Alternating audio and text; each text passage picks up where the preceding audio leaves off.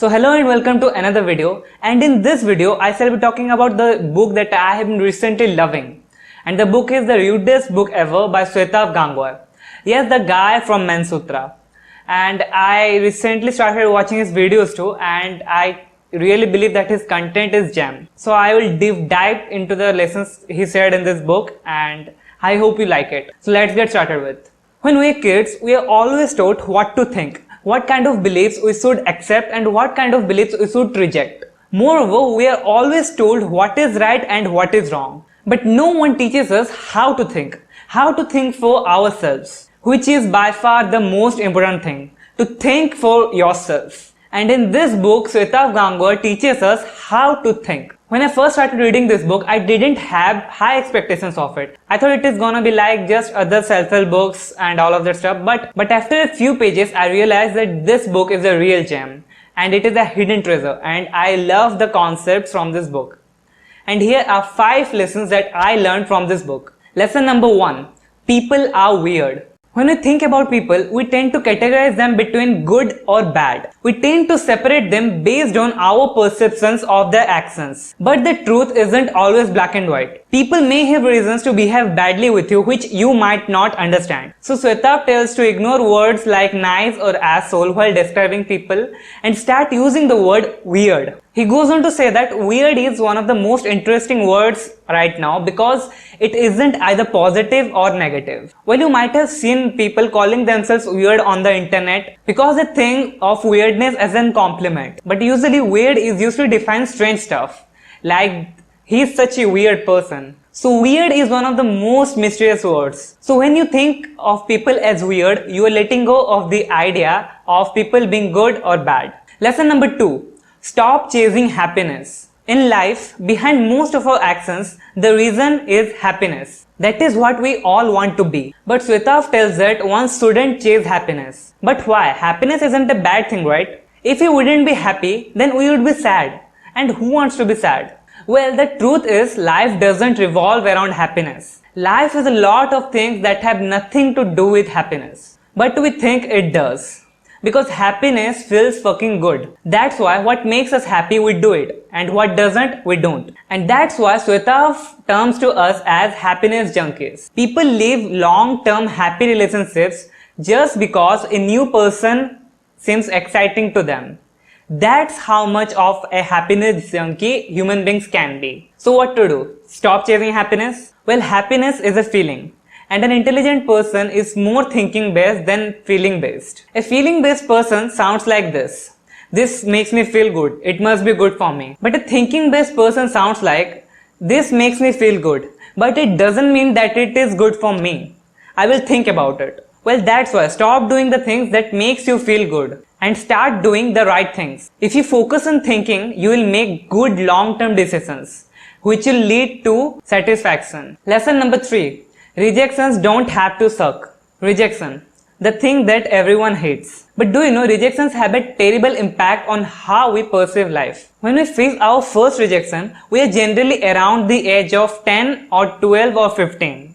And that kind of rejection messes up with our brain. And we begin to judge ourselves like, I am poor, I am not cool, or I am not handsome enough. And we begin to form systems like, love is stupid, dating is stupid, girls are stupid. And we also begin to making assumptions like girls are gold diggers or girls only go after good looking guys. The point of our initial rejections shape our thought process a lot into the future.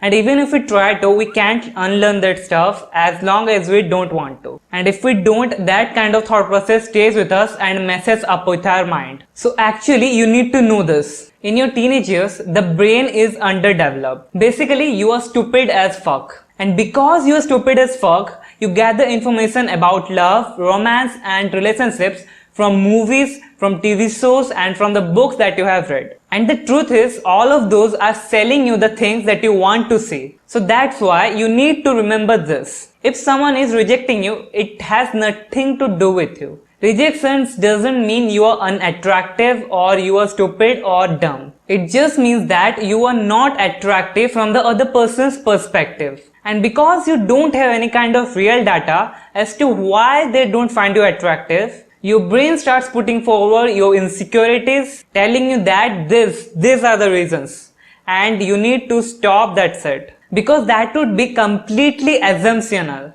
not real, because you have no real data. Lesson number 4. You are a nation. Out of all the lessons in the book, this is one of my favorite lessons. Because Swetav introduces us to an amazing concept where he tells us to consider ourselves an entire nation and our friends and families and other persons as other nations. And if you have good relationships with them, everything will be fine. And if relationships becomes bad, both sides will face losses. And now you are the president of this nation. And all your morals, do's and don'ts are your constitution. And your self-control is the police force that ensures that you follow the constitution. And self-respect is your country's happiness index, which will be the best if you are following your constitution. And all your bad habits or actions that can harm you are terrorists. And your ego is the opposition party, which doesn't allow you to become your best self. So it basically means that don't let your ego overpower you or others control you. Because imagine a nation controlling another nation. How ridiculous that would be. How terrifying that would be. That's why there is no difference between slavery and letting others control you. So stay in control of yourself and have authority over yourself. Lesson number 5. Don't seek approval. And this was obvious because this book summary won't be complete without this lesson. When we are kids, we cannot judge our work. We tend to depend on others to judge our work. We depend on our teachers, our parents to decide if our work is good or bad. When we are a kid, we know that we did good in the exams, we wrote all the answers. But still, we don't feel confident enough and we wait for the teacher to give us appreciation. Because at that time, the teacher's appreciation is more important to us than self-satisfaction. It means that you gave your teacher the power to tell you if you have the ability or not.